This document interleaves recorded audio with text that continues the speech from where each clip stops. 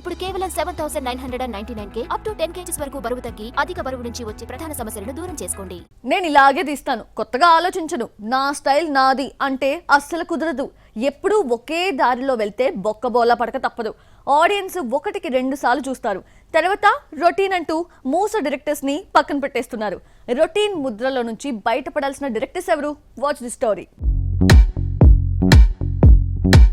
లోకేష్ కనగరాజుకు ఇంతవరకు ఫ్లాప్ లేకపోయినా ఆయన మారాల్సిన టైం వచ్చింది. సక్సెస్ ఉన్నప్పుడు మారడం దేనికి అన్న డౌట్ రావచ్చు. లియో కమర్షియల్ గా వర్కౌట్ అయినా చాలా మంది ఆడియన్స్ కు నచ్చలేదు. షూటింగ్ మొదలు కాకుండానే టైటిల్, టీజర్ అంటూ 3 నిమిషాల వీడియో రిలీజ్ చేశాడు లోకేష్. ఇదే సెంటిమెంట్ తో రజనీకాంత్ తో తీస్తున్న సినిమాకు కూలీ అన్న టైటిల్ పెట్టి వీడియోని రిలీజ్ చేశాడు. లోకేష్ కనగరాజ్ తీసిన సినిమాల్లో చాలా మందికి ఫేవరెట్ అంటే ఖైదీని చెబుతారు. సెంటిమెంట్ యాక్షన్ మూవీగా చాలా మందికి నచ్చింది. మాస్టర్, విక్రమ్ హిట్ అయినా ఖైదీ మేకింగ్ గురించే మాట్లాడుతుంటారు.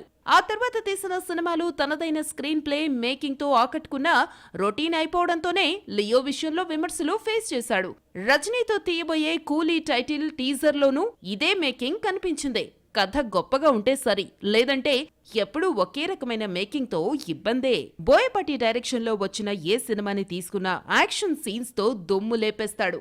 ఎలాంటి సినిమాలు కూడా హిట్ కావడంతో తనదైన యాక్షన్ ముద్రను పెంచుతున్నాడే గాని తగ్గించటం లేదు బోయపాటి.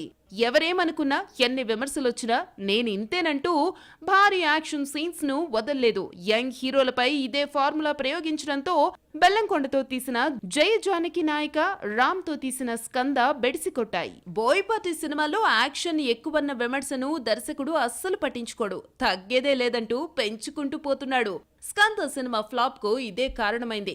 ఏకంగా ముఖ్యమంత్రి ఇంట్లో హీరో చేసిన రచ్చ ఓవర్ అనిపించింది. ఈ ఓవర్ యాక్షన్ తో తెగ ట్రోల్ అయ్యాడు బోయపాటి. బాలయ్యతో తీయబోయే అఖండ 2లోనూ ఇదే ఫార్ములా వాడతాడా, లేదంటే తగ్గుతాడో చూడాలి మరి. త్రివిక్రమ్ ఇంతకాలం ఒకే రకమైన కథలతో మ్యాజిక్ చేసి హిట్ కొట్టాడు. హీరో అమ్మ దగ్గర కాకుండా వేరే చోట పెరగడంలో కష్టాల్లో ఉన్న ఫ్యామిలీని హీరో ఆదుకోవడం అనే ఫార్ములానే వాడతాడు గురూజీ. ఇలాంటి కథలన్నీ అమ్మ లేదంటే అత్త చుట్టూ తిరిగి తిరిగి అలసిపోయాయి. ఇలాంటి కథలనే హిట్ చేసిన ప్రేక్షకులకు గుంటూరు కారం రొటీన్ అనిపించింది. ఈ ఫ్యామిలీ మైండ్ సెట్ నుంచి బయటపడాల్సిన అవసరం త్రివిక్రమ్ కు వచ్చేసింది.